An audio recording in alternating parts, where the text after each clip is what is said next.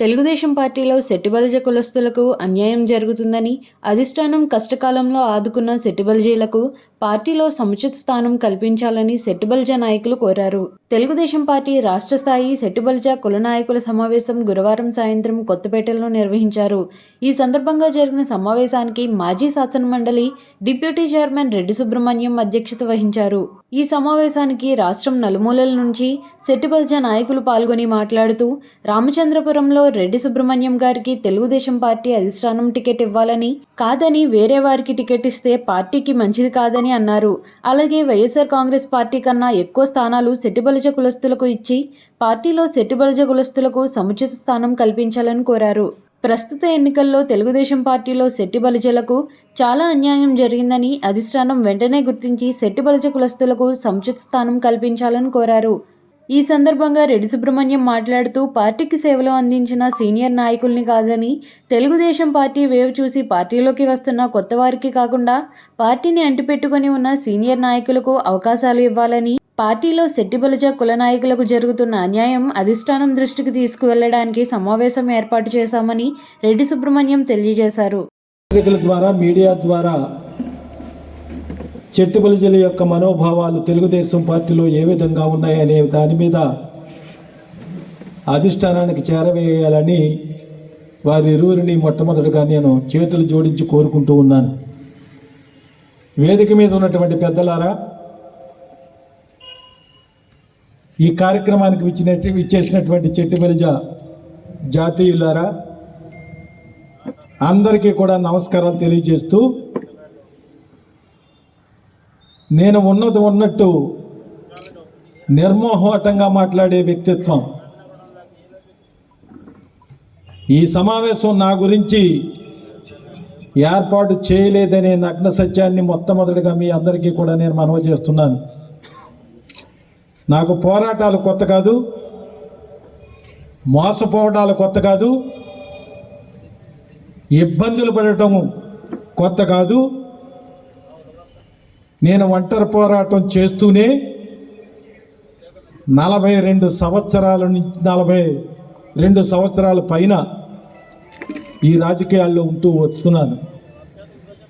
1981లోనే స్వశక్తిగా, ఇండిపెండెంట్గా ఇదే గ్రామానికి సర్పంచ్గా ఎన్నికై ఆ తర్వాత తెలుగుదేశం పార్టీలో జాయిన్ అయినటువంటి పరిస్థితి గుర్తు చేస్తున్నాను. ఈ సభ ప్రారంభించే ముందు చక్కగా మిత్రులు రాంబాబు గారు విషయాలన్నీ కూడా చాలా స్పష్టంగా సభ ముందుంచారు. వారికి, వారి తర్వాత మాట్లాడినటువంటి వక్తలకి నేను అభినందనలు తెలియజేస్తూ ఉన్నాను. ఇది తెలుగుదేశం పార్టీకి వ్యతిరేకంగా పెట్టినటువంటి సభ కాదు. తెలుగుదేశం పార్టీని గెలిపించుకుందాం, తెలుగుదేశం పార్టీలో సెట్టిబలిజలుగా రాజ్యాధికారం మన వాటా మనం పొందుదాం, అడగందే అమ్మైనా పెట్టదు, పార్టీ కోసం కృషి చేసి ఆ పార్టీ అధికారంలోకి వస్తే మన వాటా మనకివ్వండి అని అడగడానికి మాత్రమే ఈ సమావేశం పెట్టామని ఈ సందర్భంగా అధ్యక్షులు చెప్పారు. వారిని మనస్ఫూర్తిగా నేను అభినందిస్తూ ఉన్నాను. ఎందుకంటే కులం అనేది యాదృచ్ఛికం. పలానా కులంలో పుట్టాలని ఎవరో అనుకోం, మనం ఒక కులంలో పుడతాం. అలాగే మనమందరము సెట్టిబలిజ కులంలో యాదృచ్ఛికంగా పుట్టాం. ఆ తర్వాత మనం పార్టీ అనేది మనం కోరుకుంటాం, మనం నచ్చిన పార్టీలో మనం జాయిన్ అవుతాం. ఈ సెట్టిబలిజలంతా ఒక పార్టీలో ఉండరు. యాదృచ్ఛికంగా సెట్టిబలిజలుగా మనం అందరం పుట్టినా కొంతమంది వైఎస్ఆర్సీపీని ఎన్నుకుంటే, కొంతమంది తెలుగుదేశంని ఎన్నుకుని మనం తెలుగుదేశం పార్టీ విజయానికి కృషి చేస్తూ ఉన్నాం. అధికారం ఉన్నా లేకపోయినా కష్టకాలంలో పార్టీని వెన్నంటే ఇక్కడికి వచ్చినటువంటి నాయకులంతా కూడా ఉన్నామనే నగ్న సత్యాన్ని పత్రికల ద్వారా అధిష్టానికి నేను గుర్తు చేస్తున్నాను. నేను రామచంద్రపురం ఇన్ఛార్జ్ ఏమీ కోరుకోలే. జిల్లా అధ్యక్షులు ఇమ్మని కోరుకోలే. పార్టీ కష్టకాలంలో ఉన్నప్పుడు నా భార్య రెడ్డి అనంతకుమారి గారిని జిల్లా పార్టీ అధ్యక్షులుగా నియమించారు. ఈ పార్లమెంట్ అంతా 7 నియోజకవర్గాలు పనిచేస్తూ నేను వారి వెనకాల ఉండి కార్యక్రమాలు చేస్తూ పార్టీ బలోపేతానికి చాలా వరకు కృషి చేసినటువంటి సందర్భంలో నన్ను అనుకోకుండా, నేను కోరకుండా మరలా అధిష్టానం నువ్వు రామచంద్రపురం ఇన్ఛార్జిగా వెళ్ళాలి, అక్కడ 3 బడా నాయకులు ఉన్నారు, ఒకరు మంత్రి వేణుగోపాలకృష్ణ గారు, మరొకరు పిల్లి బోసు గారు రాజ్యసభ సభ్యులు, వారిద్దరికి తోడయ్యారు తోట త్రిమూర్తులు గారు ఎమ్మెల్సీ గారు. వారు ముగ్గురిని ఒకే పార్టీలో ఉన్నారు కాబట్టి వారిని ఎదుర్కొనే ఒక స్టేచర్ ఉన్నటువంటి నాయకుడు కావాలి. తప్పకుండా నువ్వు వెళ్ళి అక్కడ కార్యకర్తల్లో ఒక భరోసా కల్పించి అక్కడ ఆ కార్యక్రమాలు చేపట్టమని చెబితే అధిష్టానానికి విలువిచ్చి గౌరవించి నేను అక్కడికి వెళ్ళాను. ఆ తర్వాత గన్నవరంలో ఇన్ఛార్జి లేకపోతే గన్నవరం నియోజకవర్గం రెడ్డి అనంతకుమారి గారికి మరలా బాధ్యతలు అప్పచెప్పితే గన్నవరం చూసుకుంటూ, రామచంద్రపురం చూసుకుంటూ, జిల్లా అంతా చూసుకుని ఈ పార్టీ కోసం మాకున్నటువంటి శక్తి మేరకు పనిచేశాం. ఆ తర్వాత పరిస్థితులు నేను రామచంద్రపురం మీద కేంద్రీకృతం పెట్టాలి, గన్నవరం తీసేయండి అని గన్నవరం తీసేసి రామచంద్రపురం జిల్లా పార్టీ ఉంచుకున్నాం. 3 సంవత్సరాల నుంచి రామచంద్రపురంలో పార్టీ బలోపేతం కోసం నా వంతు కృషి నేను చేశాను. పార్టీని కొంతవరకు బలోపేతం చేసి అంచెలంచెలుగా అభివృద్ధి చేస్తూ జనసేన కలిసిన తర్వాత గెలిచే పరిస్థితులు తీసుకొచ్చినప్పుడు సహజంగా రామచంద్రపురం కూడా పోటీ చేస్తే గెలిచేలా ఉంది. మొన్నటి వరకు ఉన్నటువంటి పరిస్థితి వేరు, ఇప్పుడున్నటువంటి పరిస్థితి వేరు. మనం కూడా పోటీ చేస్తే ఎమ్మెల్యే అయిపోవచ్చని అక్కడ కూడా చాలామంది ఆశాహోములు వచ్చారు. అది నేను తప్పని అనడంలా, ఎవరైనా మానవుడు ఆశాజీవి. కానీ ఒక క్రమశిక్షణ కలిగినటువంటి పార్టీలో నేను ఒక ఇన్ఛార్జిగా రామచంద్రపురంలో ఉంటున్నప్పటికీ కొంతమంది వ్యక్తులు వైఎస్ఆర్సీపీ నుంచి ఇటీవలే పార్టీలో చేరి కనీసం ఇన్ఛార్జిగా నన్ను సంప్రదించకుండా, పార్టీలో చేరక ముందు కలిసినటువంటి వ్యక్తులు పార్టీలో చేరిన తర్వాత ఒక్కరోజు కూడా నన్ను కలవకుండా నాకు సీటు అధిష్టానం ఖాయం చేసింది, నాకే ఎమ్మెల్యే టికెట్ వచ్చిందని కొంతమంది వ్యక్తులు మొన్ననే వైసీపీ నుంచి వచ్చినటువంటి వ్యక్తులు తిరుగుతున్నప్పుడు అధిష్టానం దృష్టికి తీసుకువెళ్ళినా స్పందించకపోవడం క్రమశిక్షణ కలిగినటువంటి పార్టీగా కొంత బాధ కలిగించింది. ఇన్ఛార్జిగా నేనున్నాను. రేపొద్దున అధిష్టానం ఎవరికి టిక్కెట్ ఇచ్చినా వారికి అప్పచెప్పి మరలా నా సొంత నియోజకవర్గమైనటువంటి కొత్తపేట నియోజకవర్గం వచ్చి నా కార్యక్రమాలు నేను చేసుకుంటాను. కానీ ఒక పక్క ఇన్ఛార్జిగా ఉంటూ నా కార్యక్రమాలు నేను చేసుకుంటుంటే ప్యారలల్గా నాకే టిక్కెట్ వచ్చింది అని తిరుగుతుంటే అది కంట్రోల్ చేయలేనటువంటి పరిస్థితులు నా కంటికి కనిపించినప్పుడు కొంత బాధపడ్డ విషయం వాస్తవమే. ఏది ఏమైనా నేను కోరుకోలే, నన్ను అధిష్టానం పంపిస్తే వెళ్ళాను, నా వంతు కృషి చేశాను. నాతో పాటు నా సతీమణి కూడా కరోనా టైంలో కూడా ఈ పార్టీ కోసం అహర్నిశలు కృషి చేశాం. కరోనాలో నాకు చేదోడు వాదోడుగా అన్నీ తానై చూసుకునే నా తమ్ముడు రెడ్డి శ్రీరామకృష్ణ మోహన్ చనిపోయినా దిగమింగుకుని ఎవరో ఒకరిని పెట్టుకుని నాకు చేదోడు ఓదోడుగా ఉన్నటువంటి తమ్ముడు లేకపోయినా ఎవరో ఒక వ్యక్తిని సహాయకులుగా పెట్టుకుని రామచంద్రపురం వెళ్ళి మరి క్యారేజీ పట్టుకుని అక్కడ 2 ఇళ్ళు తీసుకుని ఒకటి ఆఫీస్ పెట్టుకుని ఒక దాంట్లో రెస్ట్ తీసుకోవడానికి ఉండి ఈ పాడైపోయినటువంటి రోడ్లలో సుమారు 2.5 సంవత్సరాల నుంచి నేను కృషి చేశాను. నన్ను మరి ఈ స్థితిలో మీకెవరికైనా మోసపోతే, ఎవరికైనా సరైనటువంటి న్యాయం జరగకపోతే మీకు అండగా నిలబడి మీకు న్యాయం చేసే స్థితిలో ఉన్నటువంటి నేను నాకు అన్యాయం జరిగిందని మీరు మాట్లాడుకుంటుంటే కొంచెం బాధాకరంగా ఉంది.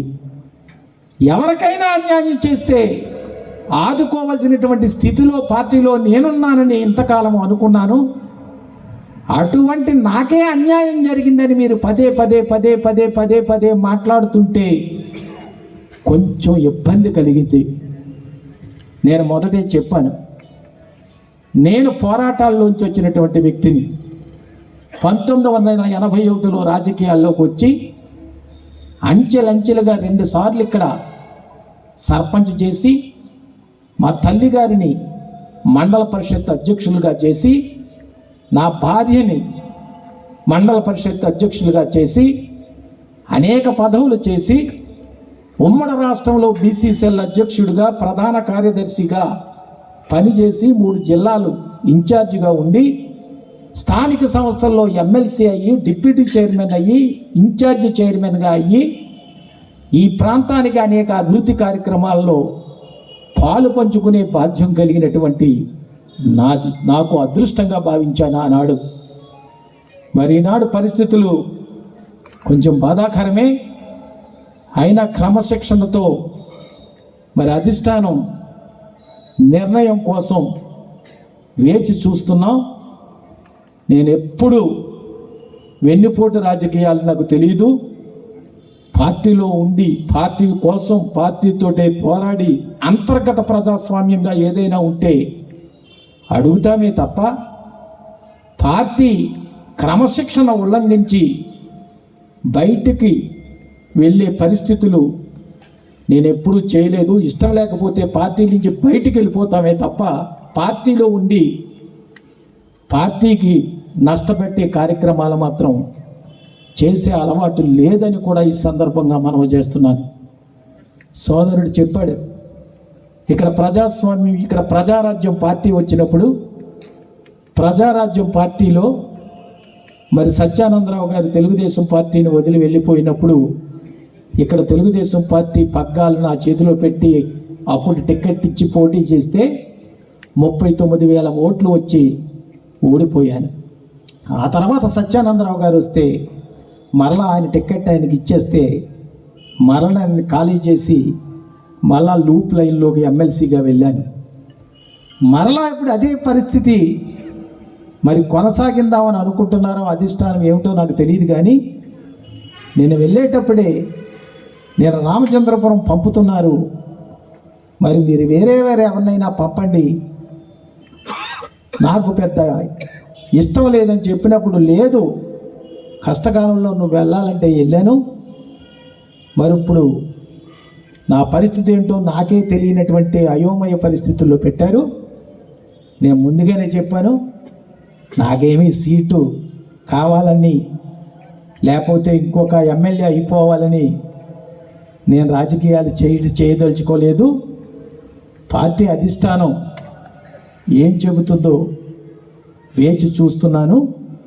తప్పకుండా పార్టీ మంచి నిర్ణయం తీసుకుంటుందని నేను అనుకుంటూ ఉన్నాను. మీ అందరికీ కూడా నేను మనవి చేసేది ఏమిటంటే, ఒక ఎమ్మెల్యేతోటి రాజ్యాధికారం కాదు. మీరంతా కష్టపడి తెలుగుదేశం పార్టీకి పనిచేస్తున్నారు కాబట్టి మీ ఎమ్మెల్యేలతో, మీ ఇన్ఛార్జీలతో సమన్వయంతో ఉండి పోరాటం చేస్తూ మార్కెట్ కమిటీ చైర్మన్లుగా, అక్కడ సర్పంచులుగా, ఎంపీటీసీలుగా, అక్కడ దేవాలయాల్లో చైర్మన్లుగా అనేక పదవులు వస్తాయి. ఆ పదవులన్నిటిలోని కూడా దామాషా ప్రకారంగా చిట్టిబల్జీల వాటా, చిట్టిబల్జీలకు తెలుగుదేశం రేపు అధికారంలోకి వస్తే పొందాలి, ఆ స్ఫూర్తి మీలో ఉండాలని ఈ సందర్భంగా నేను తెలియజేస్తూ ఉన్నాను. అప్పుడు ఎవరితోటైనా మాట్లాడవలసి అనుమతితో. ఒకటి, తెలుగుదేశం పార్టీకి చిట్టిబల్జీలంతా కష్టపడి పనిచేసి అధికారంలోకి తీసుకురావడం కోసం అందరూ కూడా కష్టపడి పనిచేయాలని ఏకగ్రీవంగా తీర్మానిస్తున్నాం. మొట్టమొదటిగా చప్పట్లు కొట్టి ఆమోదించండి. ఆ కష్టపడి పనిచేసినటువంటి తెలుగుదేశం పార్టీ చిట్టిబలిజ కార్యకర్తలకు, నాయకులకు తగినటువంటి గుర్తింపు తెలుగుదేశం పార్టీ అధికారంలోకి వచ్చిన తరువాత ఆ సముచితమైనటువంటి గౌరవ స్థానం ఇవ్వాలని అధినేత చంద్రబాబు నాయుడు గారిని కోరుతూ ఈ చిట్టిబలిజలంతా కూడా ఏకగ్రీవంగా తీర్మానించడమైనది రెండవ తీర్మానం. ఇక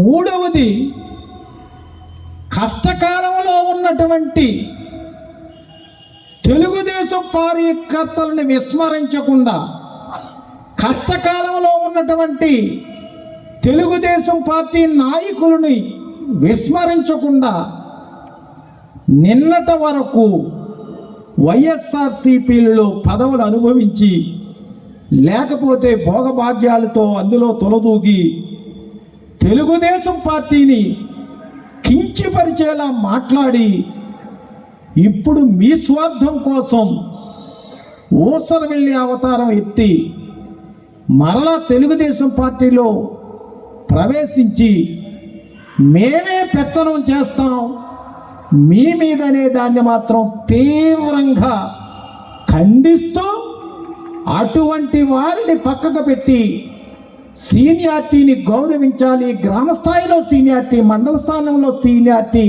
నియోజకవర్గంలో సీనియారిటీ, జిల్లాలో సీనియారిటీ, ఈ నాయకుల్ని గౌరవించాలనే అధిష్టానాన్ని కోరుతూ తీర్మానించడమైనది.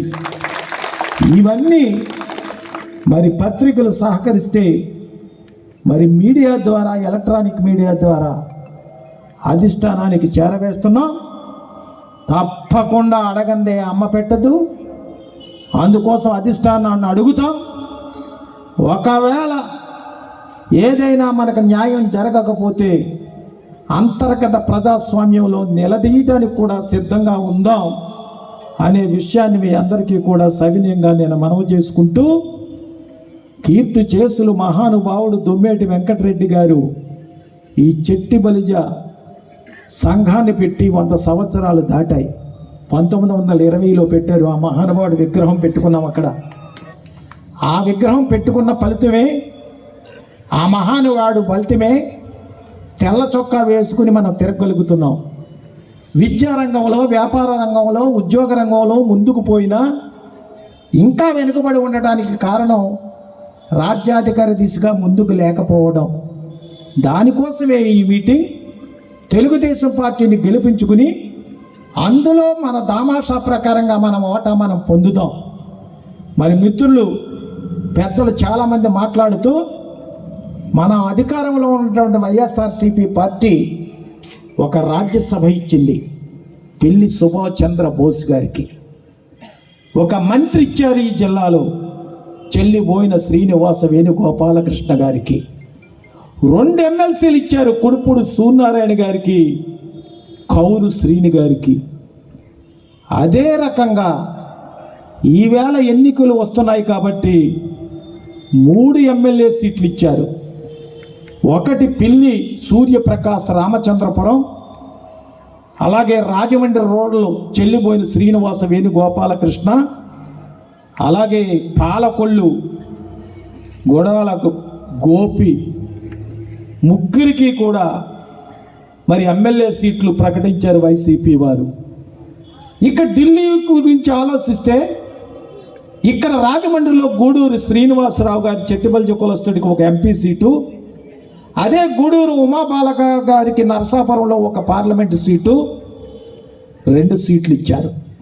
అంటే 3 ఎమ్మెల్యే సీట్లు, 2 ఎంపీ సీట్లు, 2 ఎమ్మెల్సీలు, 1 రాజ్యసభ ఇచ్చి చెట్టిబల్లిని మచ్చిక చేసుకుంటూ ముందుకు పోతున్నటువంటి వైఎస్ఆర్సీపీ పార్టీకి ధీటుగా చంద్రబాబు నాయుడు గారు, లోకేష్ గారు కూడా ఆలోచించి ఒక సముచితమైనటువంటి నిర్ణయాన్ని చెట్టిబల్లికి ప్రకటించాలని మీ అందరి తరపున నేను కోరుకుంటూ ఉన్నాను. ఒక్కొక్కసారి టిక్కెట్లు ఇవ్వడంలో ఇవ్వలేకపోతే రేపు చట్టసభల్లో ఎమ్మెల్సీలుగా, మీరు రాజ్యసభ సభ్యులుగా మీరు ఎంతమందికి ఇస్తారో ఎన్నికల ముందు కూడా ప్రకటిస్తే మా వారు చాలా చెట్టిబల్జీలంతా ఆనందిస్తారు అనే విషయాన్ని కూడా నేను మనవి చేస్తున్నాను. మీరు గెలిచే చోట్ల, అవకాశం ఉన్న చోట్ల మరి సీట్లు ఇవ్వండి. ఒకవేళ సీట్లు ఇవ్వలేనటువంటి పరిస్థితుల్లో మీరు చట్టసభలలో ఎమ్మెల్సీ రాజ్యసభగా ఎలా పంపిస్తారో ఒక హామీ, భరోసా ఇవ్వండి అని అధిష్టానాన్ని సవినయంగా నేను కోరుకుంటూ ఉన్నాను. ఇప్పటి వరకు మొన్న ప్రకటించినటువంటి దాంట్లో తూర్పు పశ్చిమ గోదావరి జిల్లాలో పితాని సత్యనారాయణ గారికి ఒక్కరికే సీటు వచ్చింది. ఇక తూర్పు గోదావరి జిల్లా రాజకీయ కోణంలో పరిశీలిస్తే ఉమ్మడి తూర్పు గోదావరి జిల్లాలో ఒక్క రామచంద్రపురం తప్ప ఇచ్చే అవకాశాలు కూడా ఎక్కడ కనబడటం లేదు. అందుకని ఒకవేళ ఇవ్వగలిగితే ఒక్క రామచంద్రపురానికి ఇస్తే ఇక్కడ ఈస్ట్లో రామచంద్రపురం, అక్కడ ఆచంట 2 సీట్లకే పరిమితం అవుతుంది. కాబట్టి ఒక ఎంపీ సీటు కూడా ఇవ్వడానికి ఆలోచించండి. చెట్టిబల్జీలంతా కూడా ఏనాటి నుంచో తెలుగుదేశం పార్టీని నమ్ముకొని ఉన్నారు కాబట్టి అధిష్టానం పరిశీలించాలని కూడా కోరుకుంటూ, మీరు ఎంతవరకు చేయగలరో చేసి మిగిలిన నామినేటెడ్ పోస్టుల్లో ఎలా ఇస్తారో స్పష్టంగా హామీ ఇస్తూ మరి మాకు ఒక భరోసా, నమ్మకము కల్పించి మీ గెలుపు బాటలో మమ్మల్ని కూడా భాగస్వాములు చేయండి అని మీ అందరినీ కూడా కోరుకుంటూ, తప్పకుండా 1-2 రోజుల్లో తప్పకుండా క్లారిటీ వస్తుంది. మనకి ఎన్ని టిక్కెట్లు ఇస్తున్నారు, ఏం చేస్తారు అనే క్లారిటీ అధిష్టానం నుంచి వస్తుంది. ఆ వచ్చిన తర్వాత మరలా అందరము సమావేశం అవుదాం. అందరం సమావేశమై మరి ఏ రకంగా మనం ఉధృతంగా ముందుకు పోవాలో కార్యాచరణ చేసి ముందుకు పోదామని మనవి చేసుకుంటూ, ఏది ఏమైనా క్రమశిక్షణతో మాత్రం ఉండండి. మనం నమ్ముకున్నటువంటి పార్టీ మరి ఖచ్చితంగా నిలదీసి మనం అడుగుదాం. మనం తమాషా ప్రకారంగా న్యాయం కోసం పోరాడదాం. తెలుగుదేశం పార్టీకే కట్టుబడదాం. తెలుగుదేశం పార్టీని గెలిపించుకుందాం. మన తమాషా ప్రకారంగా మన వాటా మనం పొందుదామని మీ అందరికీ మరొక్కసారి నేను మనవి చేసుకుంటూ, నాకు ఈ చక్కటి అవకాశం కల్పించినటువంటి మీ అందరికీ కూడా కృతజ్ఞతలు తెలియజేస్తూ సెలవు తీసుకుంటున్నాను.